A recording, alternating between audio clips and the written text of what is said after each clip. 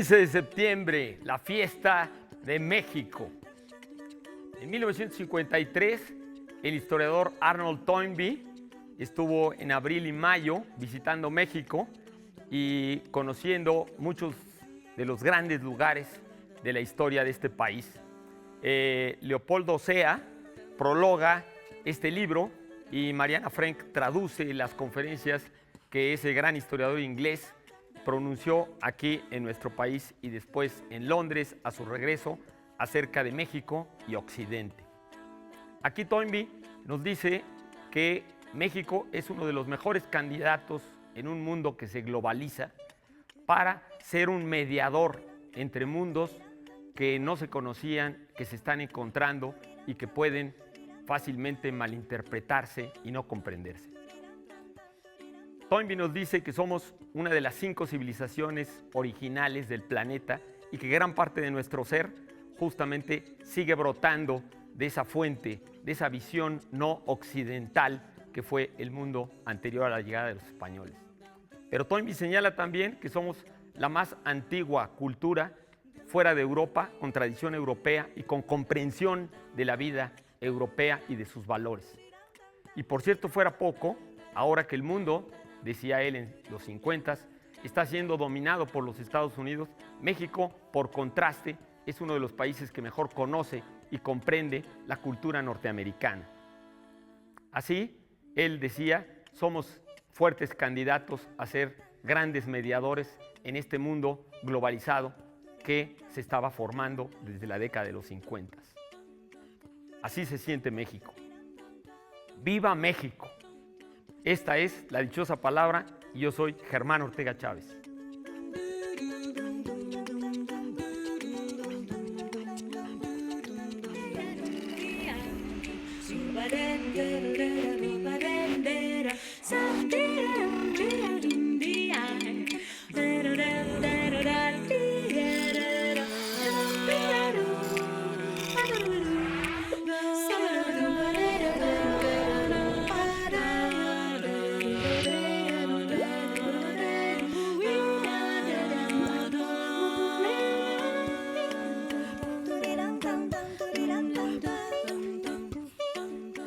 Teleobservatore. A principios de nuestra era, las llaves de San Pedro se perdieron en los suburbios del Imperio Romano. Se suplica a la persona que las encuentre tenga la bondad de devolverlas inmediatamente al Papa reinante, ya que desde hace más de 15 siglos las puertas del reino de los cielos no han podido ser forzadas con ganzúas. Este texto es de Juan José Arreola. El libro de Arreola es mío. Yo soy Eduardo Casar. Bienvenido. En el principio fue la palabra, nos dijeron nuestros ancestros. Así comienza un texto publicado en Letras Libres el 30 de abril de 2005 de Norman Manea y que además les recomiendo mucho leer. Entre todo el texto, que está chulísimo todo, dice cosas como la siguiente. Para el escritor el lenguaje es una placenta. El lenguaje no solo es una conquista dulce y gloriosa, sino también una legitimación intelectual, un hogar. El lenguaje es el hogar y el suelo natal del escritor. Y esta es una idea en la que coinciden muchos otros escritores después. Mi patria es mi lengua, escribió Pessoe. Juan Gelman, un poeta argentino exiliado, tras recorrer varios países, aseguró que solo tenía una patria, una lengua. Albert Camus, el dramaturgo francés, el granadino Francisco Ayala o el premio Nobel alemán Günter Grass decían que la patria del escritor es su lengua. Rita Mae Brown, escritora estadounidense y guionista que además fue nominada a un Emmy, decía: el idioma es el mapa de una cultura, te dice de dónde viene la gente y a dónde va.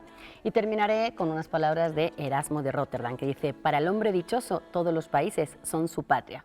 Para nosotros, cada sábado empieza este dichoso planeta. Yo soy Laura García y ahora le toca el turno al cumpleañero.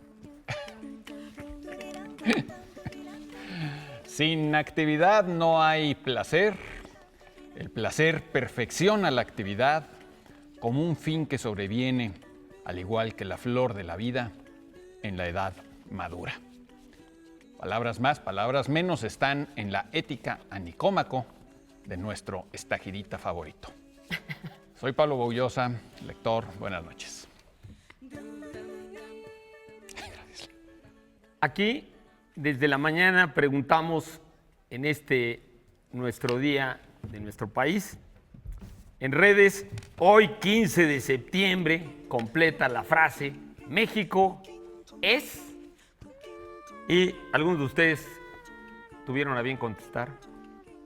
Por ejemplo, Pilar Galván dice que México es diverso, colorido, delicioso, cálido, interdimensional, folclórico, surrealista, histórico, mestizo, narrativo, lucha libre, musical, poético, dador de talentos, complejo, verde, bosque, desierto, selva, litoral, templado, frío, caloroso, húmedo, es amor. Bravo. Pilar Y si Galván. Mira, Timeo dice que México es la región más transparente del aire. Aplican restricciones. Y Gregorio Martínez dice un chorro de cosas, incluyendo amor y dolor, por supuesto. Así es mi tierra, morenita y luminosa. Así es mi tierra, tiene el alma hecha de amor. Así es mi tierra, abundante y generosa. Ay, tierra mía, cómo es grato tu calor. Ay, Dios. Estamos muy cantantes. Daniel dice, México es una palabra que se escribe con la X porque tiene algo de cruz y de calvario, según Ricardo López Méndez. Aunque cruz y calvario no tienen X, pero claro, aluden a una X. Soy muy tonto. ¡Viva México, lectores! Añade Daniel.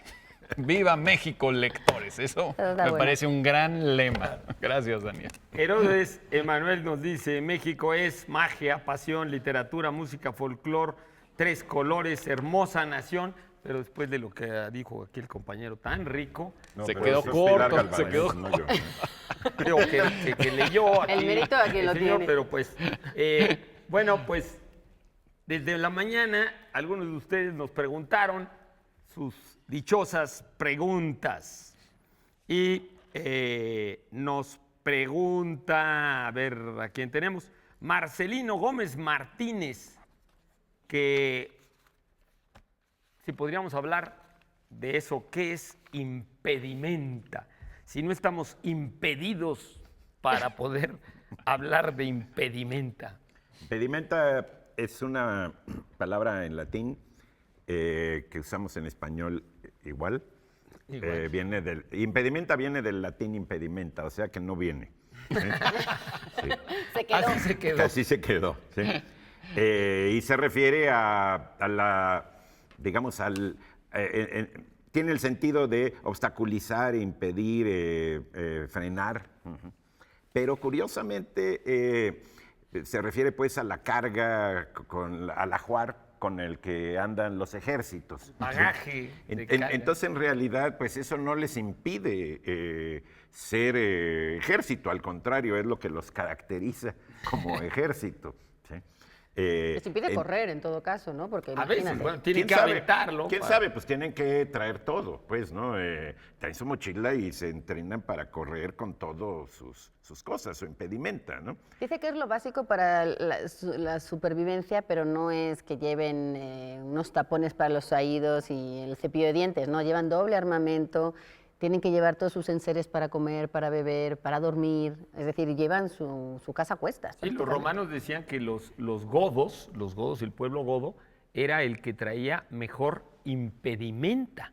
Pero, y que traían hasta una bolsa con semillas para sobrevivir y granos, ¿no? Para sobrevivir mucho tiempo. Y también, como decías tú, que traían siempre armas de repuesto, ¿no? Para que si se les rompían. Ahora, si los romanos admiraban eso, yo no sé cuánto cargaban, porque dicen que los romanos cargaban hasta 50 kilos.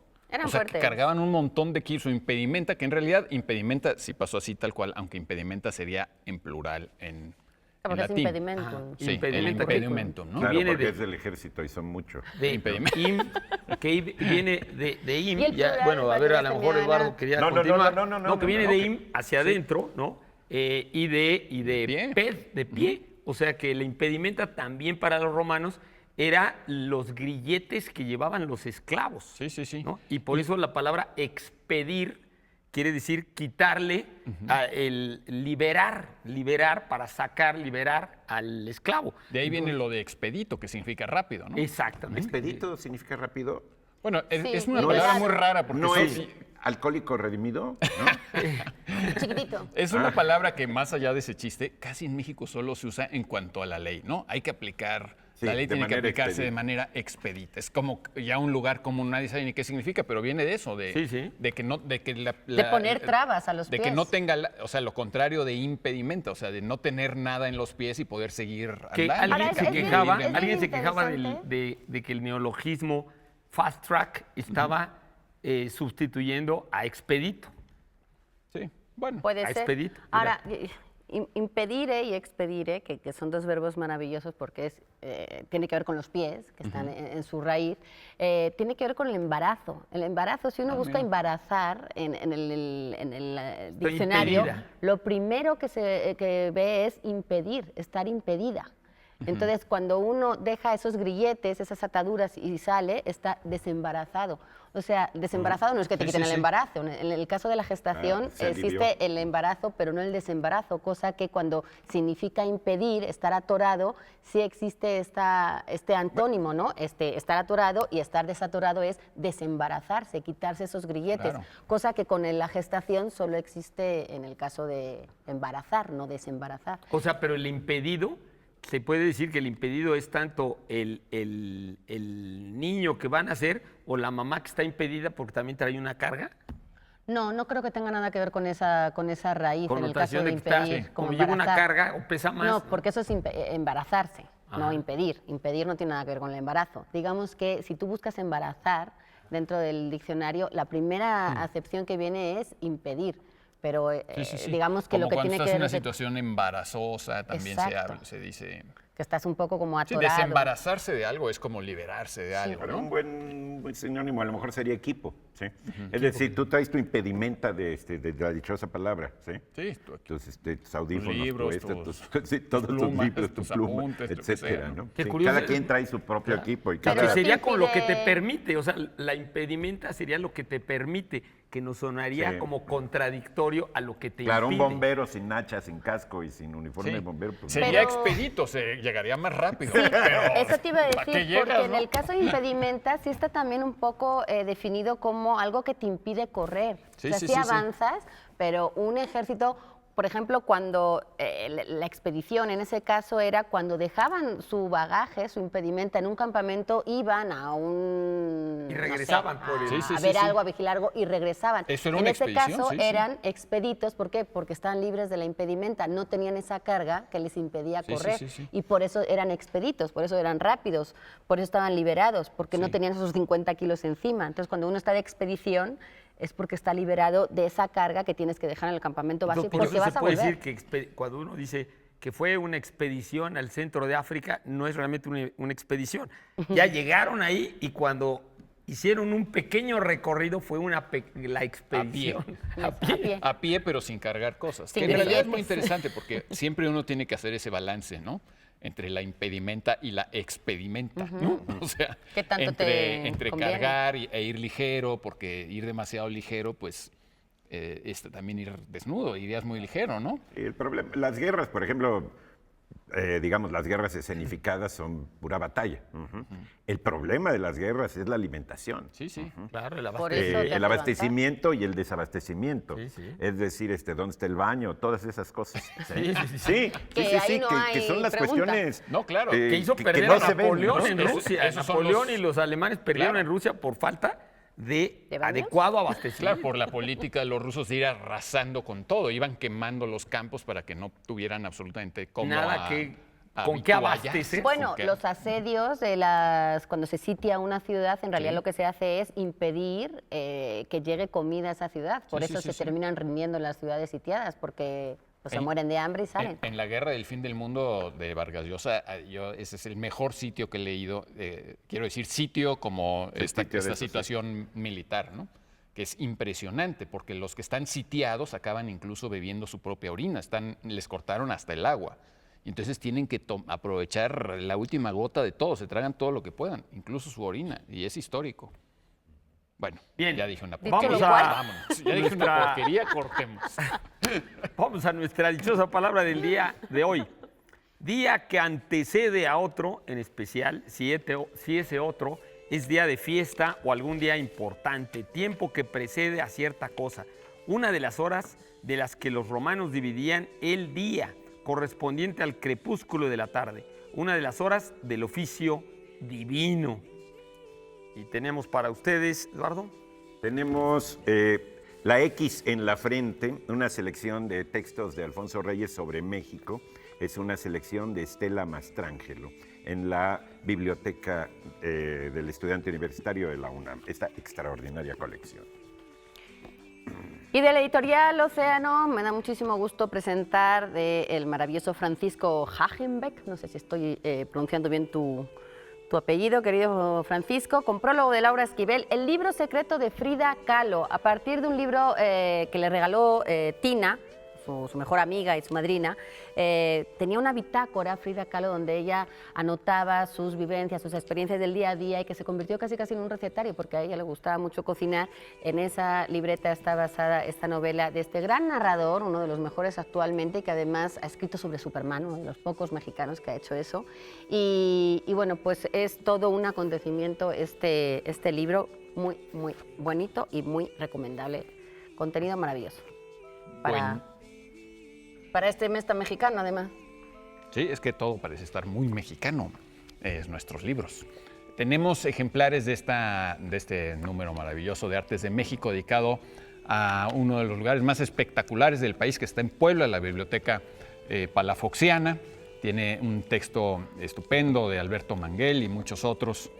Siempre es como un libro de arte cada número de la revista Artes de México, que está celebrando sus 30 años. Muchas felicidades a todos allá en Artes de México. Y también, siguiendo con lo muy mexicano, tenemos una suscripción anual a la revista Este País, cuyo número actual, el de septiembre, conmemora los terremotos del año pasado. Como ven, estamos con muchos libros sobre México y en relación con México. Bueno, vamos a un corte y ahora regresamos.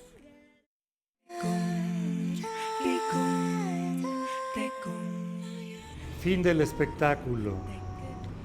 Desperté y descubrí que las estrellas ya no existían.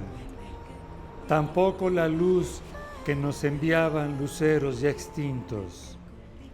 Ya no tengo hacia dónde volar. Con mi capa haré una cortina.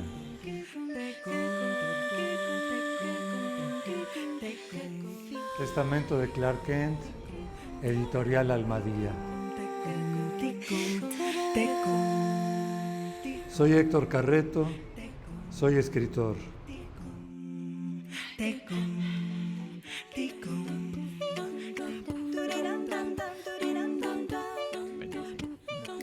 Ese es un muy buen libro de Héctor Carreto, ahí en Editorial Almadía, de poemas, lo que decías de Superman. Tú dices Hagenbeck en narrativa, pero Carreto tiene todo su libro de Clark Kent, que es muy, Hoy andamos muy de bueno. superhéroes. Sí, andamos de superhéroes. Pues ya ven. Pues, Superhéroes patrios. Sí. Tiene uno hasta con qué tirarse del castillo de Chapultepec. Aquí hay una pregunta, que ya que andamos en esto de la patria, nos pide Leonardo Rocha Fierro que hablemos sobre el antiguo reino maya de Palenque. ¿Quién le entra a Palenque? Bueno, yo me supongo que ahora con la exposición de la Reina Roja, ¿no? Con la Reina Roja, que todos debemos ir a ver, algo verdaderamente increíble, ese descubrimiento que desde los 90s empezaron a avanzar en darse cuenta que este personaje, que desgraciadamente las pinturas se perdieron ahí en la cripta y pues no tenemos el nombre exacto del personaje, pero que ha ido infiriéndose que es muy probablemente la esposa del gran Pacal el Grande, de Pacal el Grande, que además el lugar donde le encontraron es justamente a la derecha, si uno está enfrente, en Palenque, enfrente del Templo de las Inscripciones. Del lado derecho, el siguiente templo, que es el Templo 13, es el templo donde se encontró a la Reina Roja, que bueno, le pusieron la Reina Roja a pesar de que la mayor parte de todos los enterramientos mayas los llenaban de cinabrio a los reyes. Y pues simplemente esta tumba especialmente estaba como todo pulverizado, el rojo, y entonces pues, tomó el título de la Reina Roja. Y pues... Pero no hay muchas mujeres, ¿no? Eso sí es no hay singular, muchas ¿no? mujeres y la mamá de Pacal también, la mamá de Pacal es probablemente, dicen los arqueólogos y los historiadores del mundo maya, que es uno de los pocos personajes en toda la historia del clásico maya y del posclásico que fue una gobernante en todo su sentido, ¿no? Como aquella gran gobernanta china o, Sí, sí. como Hatshepsut, ¿no? En Egipto, que era ella el gobernante, ¿no? Bueno, Hay que decir sí, que esa exposición a la que te refieres está en el Templo Mayor de la Ciudad de México, en el Exactamente. centro, y que es parte, no sé hasta cuándo esté, pero bueno, si ustedes van a visitar o están en la Ciudad de México, es muy no se lo recomendable pierdan, porque... no se lo pierdan porque es está toda todo una- el ajuar y viene toda una explicación sensacional ahí del descubrimiento. Y además de las costumbres funerarias, porque además se enterraron, siempre mataban para que los acompañaran en el más allá, aquí a un muchacho, creo que es como de 11 años, y a una señora como de 35 para que los acompañara en el más allá. Pero bueno, Palenque, por supuesto, no se llamaba Palenque. Palenque es una palabra española que le pusieron los que empezaron a descubrir Palenque y que tiene que ver con un recinto cerrado. Es una palabra española del bien Palenque, como del los Palenque gallos. de los gallos. Sí. Exactamente, como el Como el Palenque de los Vicente gallos. Fernández. Viene realmente de ahí. El lugar, antiguamente, si no recuerdo mal, se llamaba Lacná, la ciudad, que quiere decir agua grande, y también la ciudad tomó otros nombres, creo que Otulum, pero el sitio, toda la zona, el reino, se llamaba Baakal, ¿no? Baakal, que está muy bonito porque quiere decir hueso. O sea, era el reino hueso. Y, digamos, toda... El reino hueso. El reino hueso. Y ahora con la acepción que hay en el estado del hueso, ¿no? Sí, Sí, sí. muy curioso. Sí, Eso ya venía desde los mayas. Sí, que podríamos decir Ahí se acá en agarrabas hueso. Xochimilco, calzada del hueso sería la calzada, en maya la calzada Baakal, ¿no? Acá estamos. Bueno, la cosa es que La Sacheob, porque los mayas tenían caminos que llamaban Sacheob, ¿no? Sí, Que era Sacheob. muy importante. Sí, exactamente, que eran muy importantes. Sacheob, Ahora, Bacal. ese territorio estuvo al principio y en algunos momentos disputado por la ciudad de Tortuguero, que era otro reino, ¿no?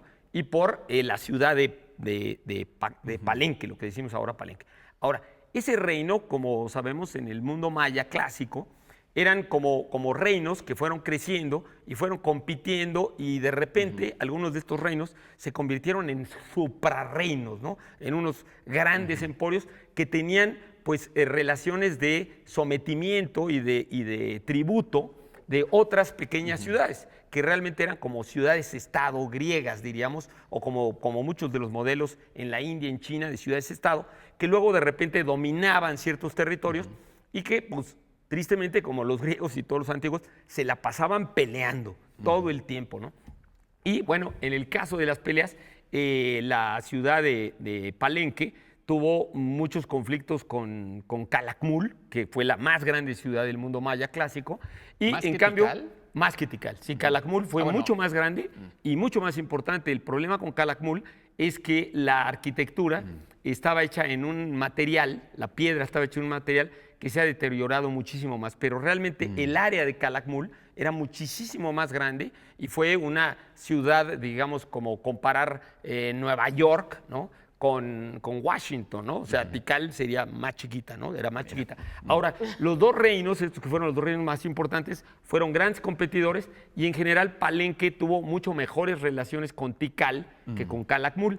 Y Palenque tuvo una gran competencia con Piedras Negras, Toniná, Pomoná, ¿no? Que fueron grandes enemigos de los palencanos. ¿De qué época más o menos está? Palenque, 800. digamos, el inicio del reinado de Palenque, justamente el primer gobernante de Palenque nace en el 397, que es el año en el que muere Teodosio el Grande, un poco para ubicarnos, exactamente en el momento en que Teodosio el Grande Sí, yo tengo divide muy el claro lo de imperio. Teodosio, pero lo de Pacal no lo tenía que buscar. Divide Pero el digamos- imperio, es la primera vez ya el imperio queda dividido definitivamente, el imperio romano, y es la época en que se inicia, digamos, el auge de esta ciudad y empieza a tener una época importante. Ahora, yo creo que no es una casualidad que la tumba de Pacal, el Grande, que su nombre era Kinich Haab Pacal, si no recuerdo mal, que quiere decir gran sol, escudo. Pacal quiere decir escudo, que yo me imagino que querrá decir el escudo que es el sol que nos protege, una onda así, ¿no? Entonces, bueno, el chiste es que realmente el gobierno de Pacal gobernó muchísimos años, digo, no me acuerdo cuántos, pero gobernó casi todo el siglo VII de nuestra era, casi todo el siglo VII, que es la época en que el Imperio Romano de Occidente pues desapareció, se desestructuró, y fue un gran gobernante, construyó muchísimas cosas. Él construyó el palacio, el llamado Palacio de Palenque.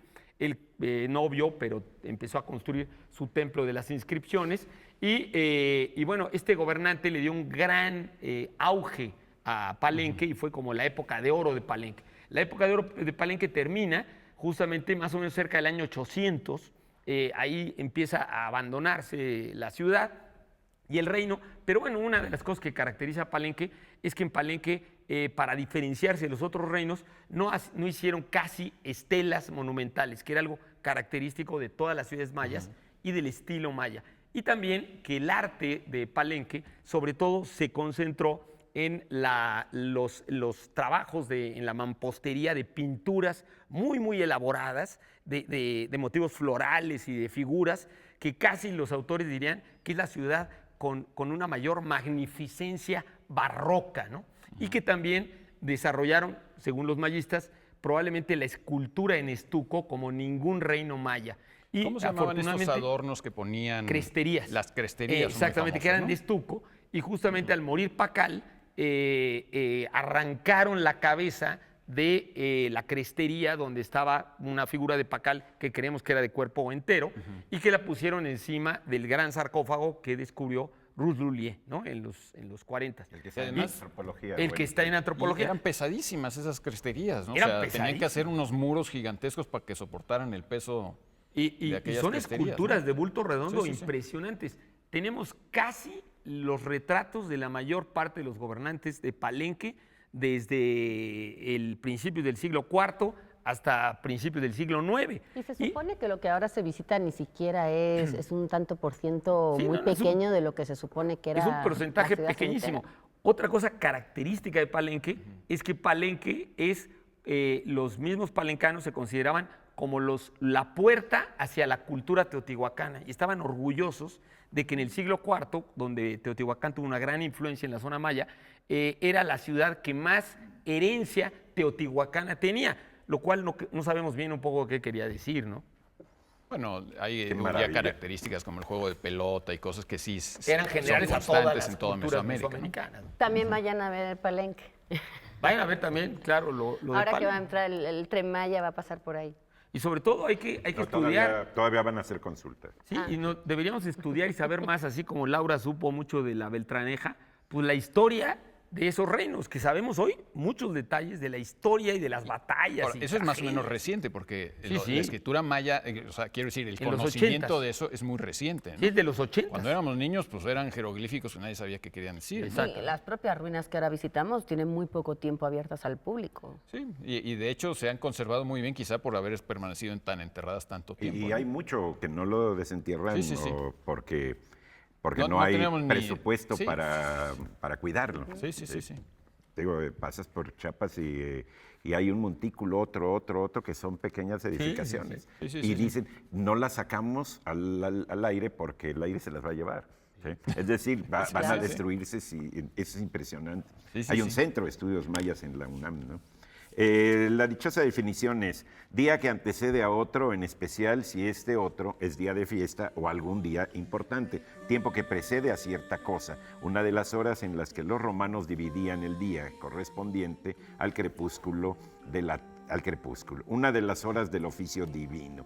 ¿Qué divino esto? ¿Cuál es la dichosa palabra que buscamos? Laura, ¿tenemos? Para aquellos que nos digan de qué palabra se trata, tenemos esta noche de la editorial Planeta algo muy revolucionario y muy histórico, Patria, el primero de la trilogía de Paco Ignacio Taibo II, de la Revolución de Ayutla a la Guerra de Reforma. Para todos aquellos que quieran conocer historia, la historia es un terreno de guerra donde libras debates ideológicos en busca de anécdotas. Así dice Paco Ignacio Taibo II. Y este libro que se ha convertido en todo un fenómeno de lectura, de ventas y que le ha tenido de gira, ¿cuánto tiempo? ¿Un año? Sí, es el tomo 1, ¿verdad? Es el tomo 1. De Paco Ignacio Taibo 2. 2. Vamos a tener Sí, el había 2 mis del 2. cebolas. Es uno entre dos. Entre dos. Son 3 tomos. Es una Más trilogía. bien es uno sobre dos. Bueno, Pablo, por ahí tenemos. Tenemos una pequeña antología, se llama Panorama de antología. Textos Novohispanos. Es una selección, estudio introductorio y notas de María Dolores Bravo Arriaga.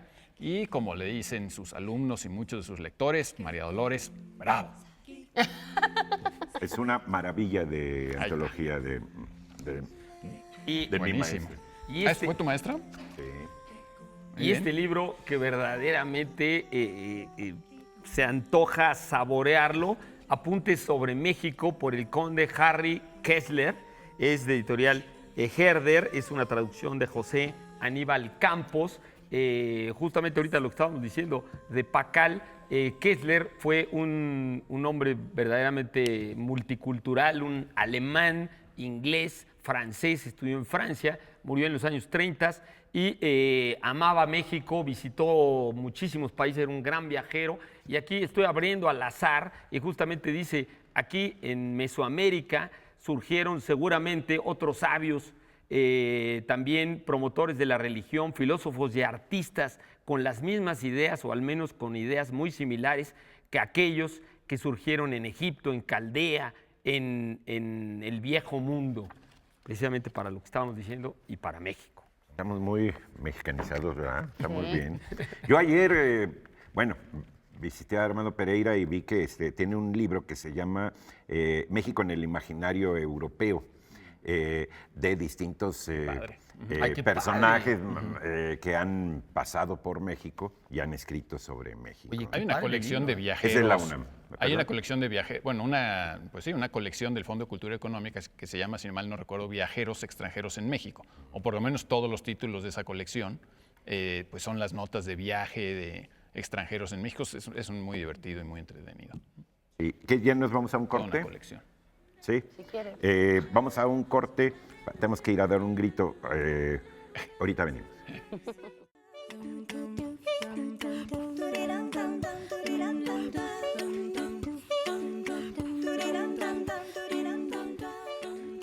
Aquí seguimos en este día patrio. Gracias por acompañarnos en esta noche del 15 de septiembre. Si ustedes están viendo alguna repetición, pues también esperemos que lo hayan pasado muy bien en esta festividad y que hayan celebrado como se debe. Nosotros seguimos celebrando aquí el idioma, como cada sábado, y en este caso con una pregunta que nos llegó de Mario Rico, que quiere saber el significado de escuela.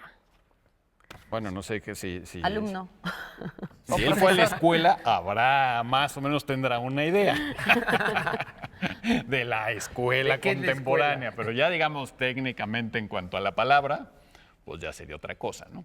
Es una raíz curiosa porque hoy asociamos la escuela pues, con una obligación o con un deber, incluso pues, la mayoría de los muchachos pues, con algo bastante espantoso en sí mismo. Y sin embargo el origen de su palabra nos habla de otra cosa. Escuela viene del latín scola o del griego scolé y en latín ya quería decir lección, instrucción, enseñanza, escuela también.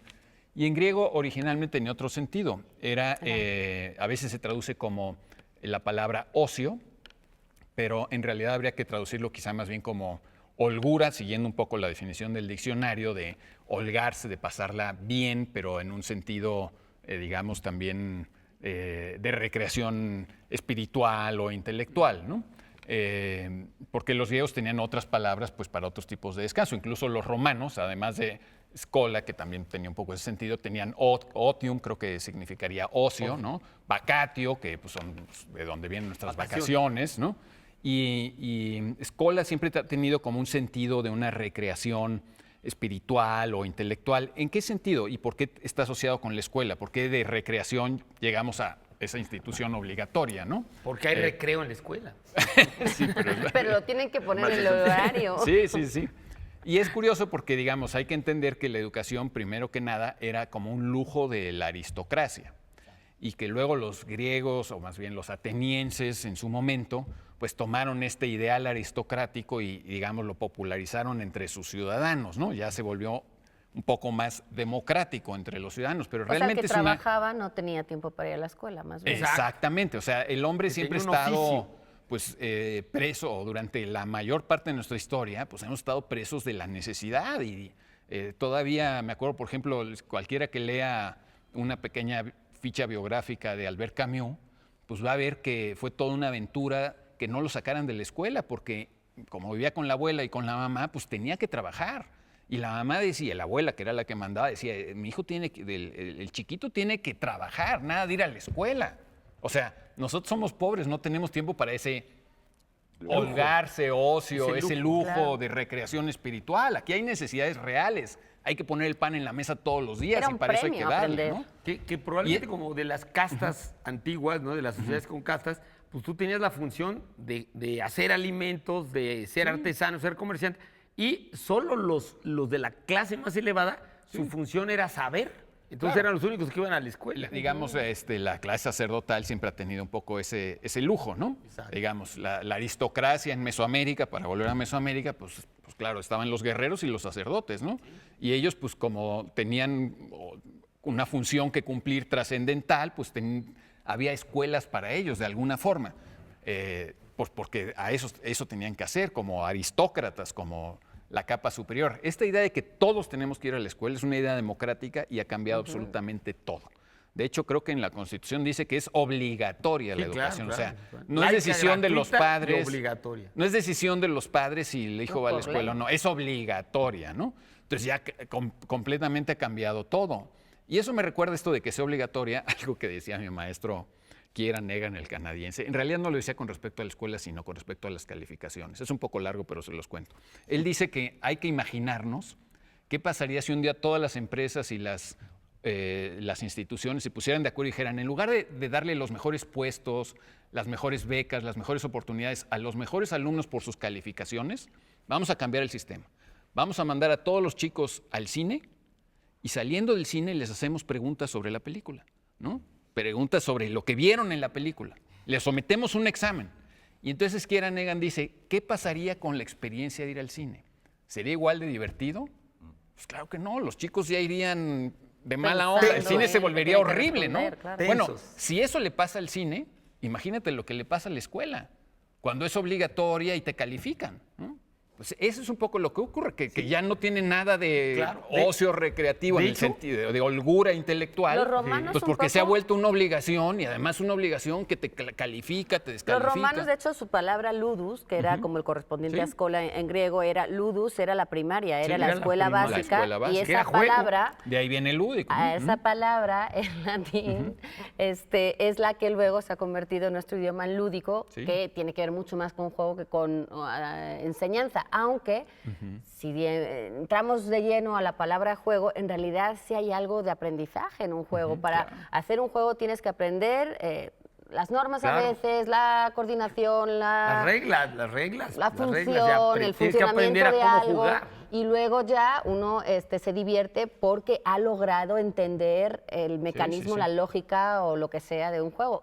Esos son los individuales. Cuando además es en equipo, pues mucho mejor, porque eso significa que tienes que interactuar.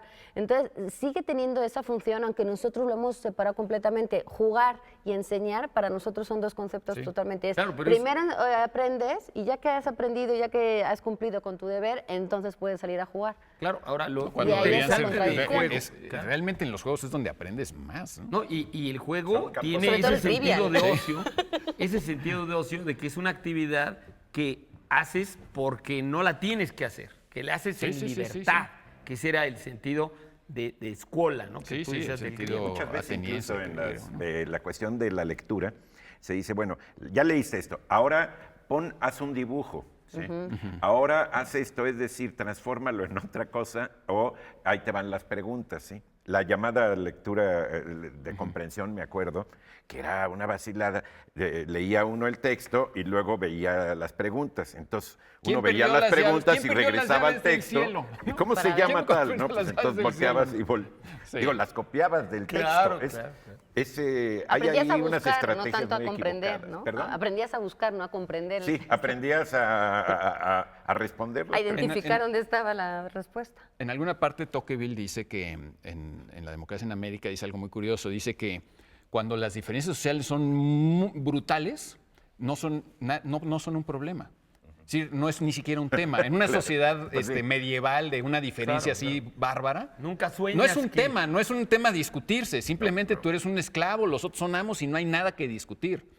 En las sociedades democráticas se crea la ilusión de que esa diferencia se borra y entonces se vuelve un tema súper importante, ¿no? Claro. Y dice, en las sociedades más igualitarias es donde la desigualdad es más, más peor vista, causa más, choca más. Y eso ha pasado con la escuela, digamos.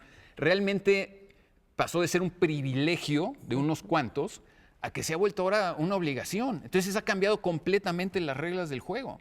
Y quizá deberíamos recuperar un poco esa idea antigua de que es un privilegio intelectual, ¿no? Claro. Esta digamos, capacidad económica que tienen las sociedades modernas de generar una riqueza tal que la inmensa mayoría de los niños de las sociedades modernas Puede aprender gratuitamente. pueden ir varios años a la escuela. O Gratuitamente. sea, tienen tiempo para ir a la escuela. Es un megalujo. O sea, no tienen que No, estar además la agachados educación recogiendo sentimental que te da. frutas. Ahora, de alguna para- manera, los Esta sí es un que juego, empezaron ¿no? también con ese rollo fue por una herencia griega, los mismos romanos, que como dicen los estudiosos, fueron los que empezaron medio a tratar de extender a más clases la educación formal, porque la educación informal era la educación, hoy llamaríamos técnica, que tú tenías por función. Eras hijo de un carpintero y pues tu papá, tu tío, todo, te estaban enseñando carpintería siempre. En cambio, la educación formal, en el sentido de ir a un lugar, sentarte, o ir a un maestro, etcétera, que te esté explicando algo que a lo mejor no tiene nada que ver directamente con la función con de tu tu oficio, papá. que no sirve, porque Que no todavía hoy sirve. dicen eso. ¿Cómo Exacto. les enseñan cosas que no sirven? Pero justamente eso es lo importante, enseñar cosas que no sirven. De hecho, de ahí viene la Para que palabra tengan escuela la también, utilidad. porque el scholasticum, si no me equivoco, era el maestro de las artes liberales, el del trivia y el trivio y el cuadrivio. Y de ahí, del nombre de ese maestro es donde derivó el nombre de la institución escuela. Exacto, y por Pero eso comenzó por el liberales, escolástico. artes liberales, porque eran las que se hacían en libertad, libertad, claro. no por obligación de Sí, sí, sí, sobrevivir. Nosotros no tenemos ninguna obligación, pero nos encanta porque es un juego, decirles la dichosa palabra del día de hoy para que puedan llevarse estos libros patrios que tenemos hoy sobre la mesa. Día que antecede a otro, en especial si este otro es día de fiesta o algún día importante. Tiempo que precede a cierta cosa, una de las horas en las que los romanos dividían el día, correspondiente al crepúsculo de la tarde.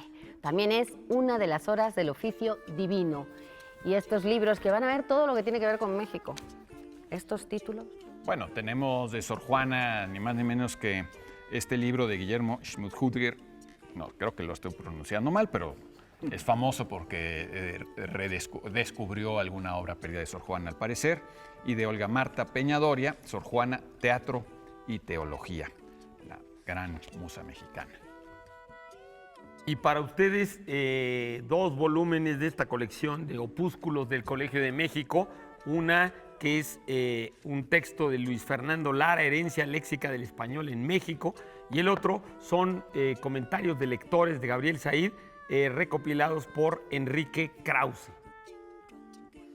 Y bueno, y también tenemos un magnífico libro de poemas de Claudia Hernández del Valle Arizpe, en la colección Práctica Mortal, que se llama México Pekín. Es un muy buen libro. Si no se lo ganan en la dichosa, vayan y cómprenlo. ¿Sí? Que tampoco Porque está mal. muy bueno.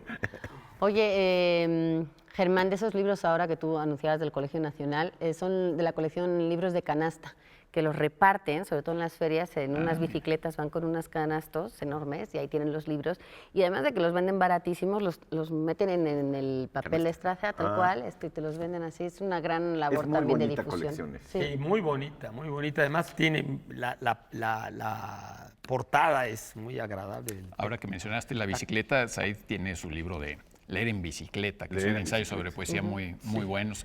Y regalamos ya hace unas semanas el libro de palabras de Said también, que vuelvo a recomendar porque es realmente Y de bueno. Said- Se aprende ¿Ya lo mucho. regalamos aquí? ¿Sí, Lo verdad? obsequiamos ¿De esta en esta colección? temporada. No, No, está no, en, el de- en Lumen. si no Porque me tampoco equivoco. está en esta colección, pero de Gabriel Said acabo de leer lo de Los demasiados libros, que también Bueno, es un ensayo buenísimo sobre qué está pasando con tanto libro que tenemos ahora a nuestra disposición. Nosotros lo que tenemos a disposición es un límite de tiempo, pero antes les queremos preguntar, ¿saben ustedes lo que es salamandra? Les dejamos con nuestro diccionario dichoso.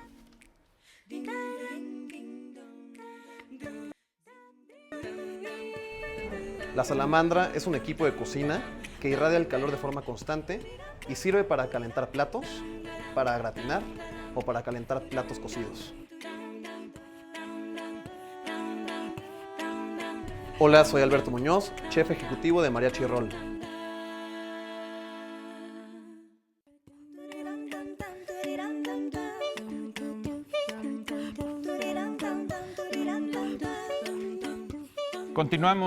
Continuamos aquí en la dichosa palabra hoy 15 de septiembre y vamos a añadir a todos estos obsequios que hemos dado hoy 5 o 6 ejemplares de este libro que nos hizo llegar Fernando Serrano Migallón. Se llama El Grito de Independencia, historia de una pasión nacional. Está en la famosa colección Sepan Cuántos, de la que hemos hablado aquí hace pocas semanas, de Editorial Porrúa.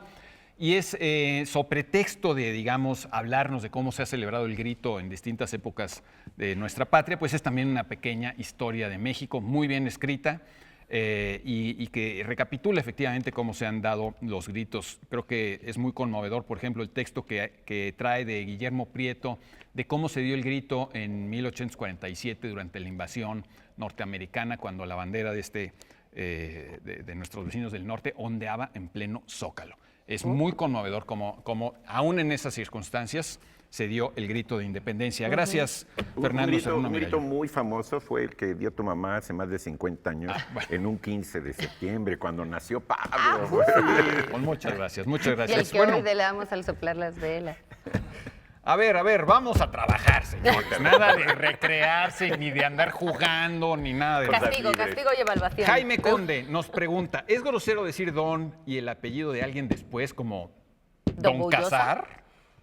¿O Sí. Don Ortega? ¿Sí es grosero? ¿Es grosero? Sí, está mal visto. Yo creo que es una manera de hacer un poco de burla o desconocimiento de la norma, porque don, hay que decir que don, primero uno si lo busca en el diccionario aparece como don, es sustantivo masculino, que es este regalo, dávida que hay, ¿no? Sí. Viene de donum en latín, que es tal Domino. cual. Dominar, ¿no? No. Donum es dar, donar, Bueno, es el un don, regalo, sí. pero también es la habilidad para poder hacer algo, cuando tú tienes un don para escribir Exacto. o cuando tienes algo, ¿no? Ese es uno, pero luego uno lo busca cuando está ya flexionado con el femenino, don, doña, entonces viene de dominus, que significa señor y propietario, porque digamos que antiguamente, en la antigua Roma, domus era la casa, Claro. entonces el dueño de la casa era el dominus, era el señor.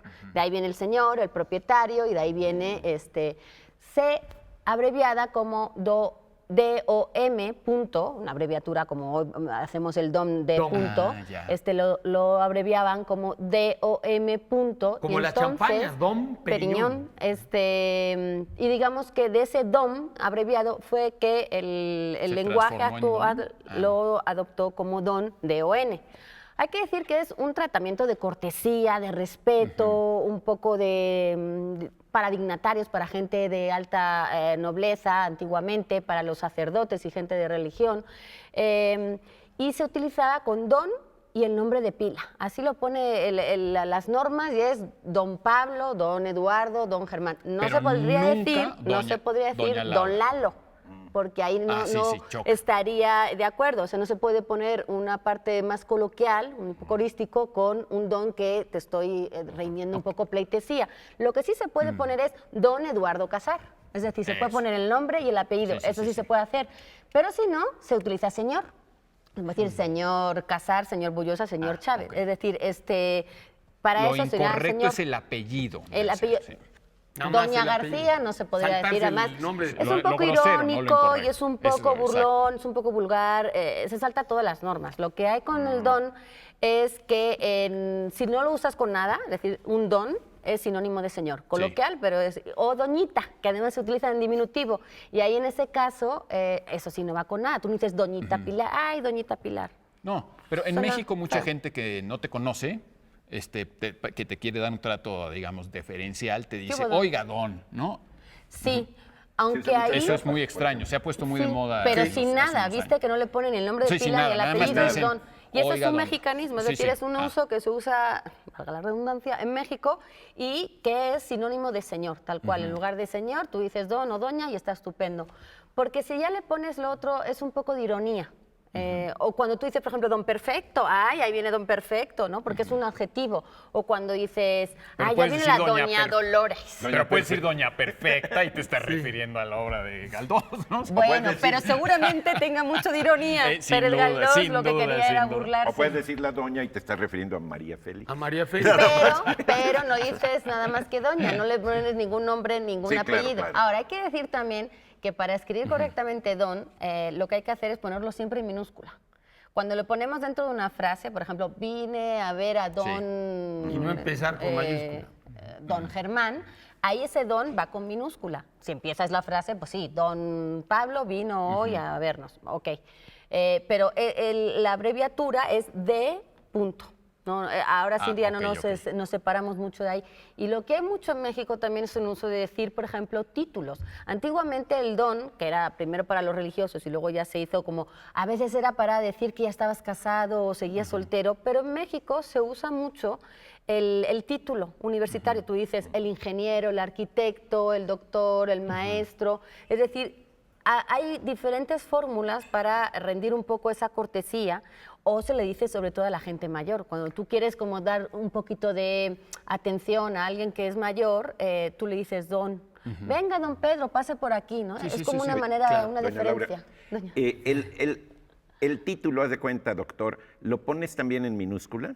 Sí, ¿Sí? sí, presidente Porque y papa. tienden a ponerlo en No, mayúscula. Sí, y en México- papa ya también está puesto con que hay que decir, ponerlo en minúscula. Ahora, puede ayudar también ver que el don más don es el sol, que justamente el domingo se llama domingo por Domine Dies, o del sea, Señor. el día del Señor, que era el Señor Sol. O sea, por eso el domingo es el primer día de la semana, porque era el día del don, o sea, del domingo. Hay ¿Qué gente puedo- que dice que don viene de origen doble, o sea, de origen noble, como si fuera un acrónimo. Y no, eso es Sí, una de- leyenda urbana de que no tiene origen que ver. noble, ¿no?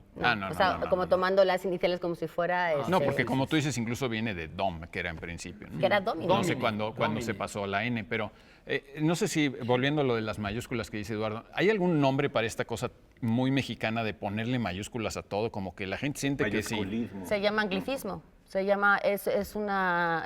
¿Es un anglicismo? Sí. Porque por yo ejemplo, creo que- en las películas pasa mucho, o en los títulos de los libros. Si te fijas en inglés, todo se pone en mayúsculas. Sí, sí. Hasta lit, hasta Pero, this. pero se me hace curioso que es un anglicismo porque generalmente, voy a decir algo muy fuerte, pero generalmente mucha gente que no sabe ni inglés ni nada es la que está poniéndole mayúsculas a todo. Por o sea, se me contaminación. hace- Es por contaminación. Ah, pues de es otro como, idioma, como ¿no? una, yo pensaba que era una cosa como de grandeza, No, digamos, de... sin corrección De ortográfica. inflación, como los títulos, que Pero es una las inflación de mayúsculas títulos. tienden a poner mayúsculas en todos Sí. los títulos. Sí. Y ahora Sí, sí, hay una sí. moda de poner todo en minúsculas, incluso los nombres propios. Si se fijan mucho en los No, bueno, créditos pues, y o sea, eso también. es el Diego, por ejemplo, Diego Velázquez. Bueno, Diego No, Velázquez, pues no vas a digamos que escribir es- eso con minúscula. Pues ahora Ya en ves, tipografía hay una Cummings. moda. Ah, bueno, Sí, pero como- digamos, es como no hay una intención estética de... Sí, es o sea, no sé, tipográfica. siglo XXI, por ejemplo, a veces todos sus títulos en las portadas, ciertas colecciones, están todos en minúscula, ¿no? No usa mayúscula. Dichosa. Pero Es un digamos rollo que como es eso, pero sí se democrático, pone. ¿no? Bajarle a todo el mundo. Bueno, aquí ya nos van a apagar la luz y no nos apuramos y algunos quieren irse, si no a pelear, a ver la pelea. No sé cuál sea la diferencia, creo que sí hay diferencia. Sí, es una diferencia. No te llevas golpes tan fuertes. Nada más. A mí las no me copas. gusta ni ver pelear, pero cada quien, cada quien. Pero tú cada- tienes Bueno, que pero partir son muy pastel. elegantes Yo porque tengo lo que ir a hacen con pastel. guantes. ¿Eh? Lo hacen con guantes, eso es muy elegante. Guante blanco. Bueno.